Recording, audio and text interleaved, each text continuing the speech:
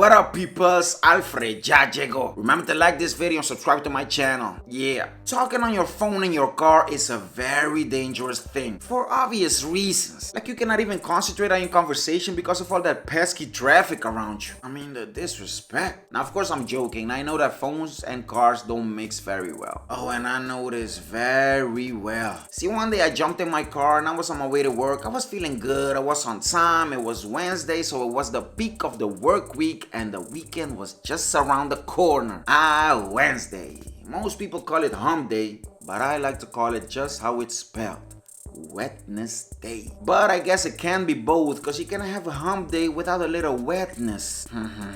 Because it normally rains a lot on Wednesdays and it gets a little bit wet and slippery. What were y'all thinking about? Okay, I can see how your minds went straight into the gutter with this one. So, carry on. While driving to work, I was talking on the phone with a friend of mine, as I do almost every day. But don't worry, I got my AirPods in, I'm hands-free so I don't get distracted and I can stay focused on the road and the traffic around me. But I'm still driving on the highway, so you know something fucked up is gonna happen. Like it always does. All of a sudden while I'm driving, a little small hard thing hit my front. That's what she said. It came out of freaking nowhere and it hit my windshield as I was driving very fast, so it even cracked it a little bit. Luckily it didn't seem all that serious because it was just a little crack, so I just kept on driving to work. When I finally got to work, I parked my car, I turned the engine off, and I just sat in it for a while because I was still talking to my friend on the phone. After a couple of minutes, I saw that it was already time for me to go inside, so I quickly stepped out the car and closed the door.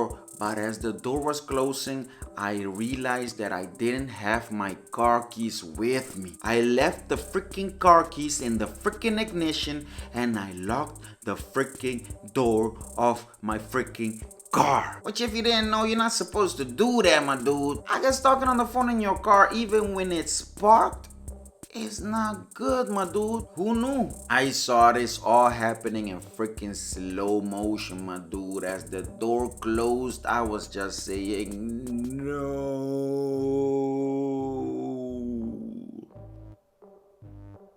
Air buoys.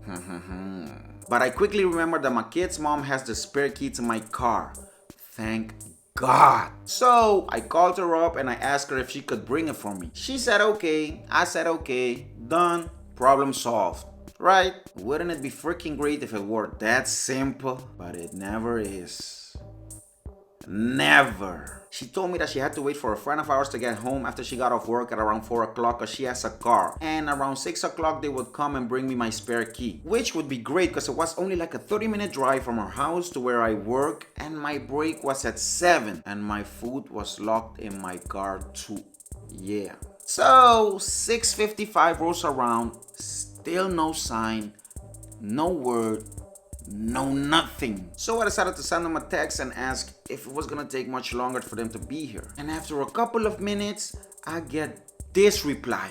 What? How? At like 7:30, they finally came.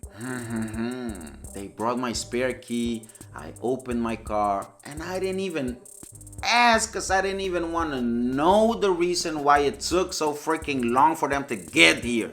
Really? Nah, my dude, of course I asked them. They told me the reason that it took so long was because when they were on their way driving to bring me my key, our friend asked my kid's mom, hey, are you sure you have the key with you? And guess what? She did not. She forgot the freaking spare key at home. They were already driving on the highway and had to make a freaking U-turn and go back home to get my spare key.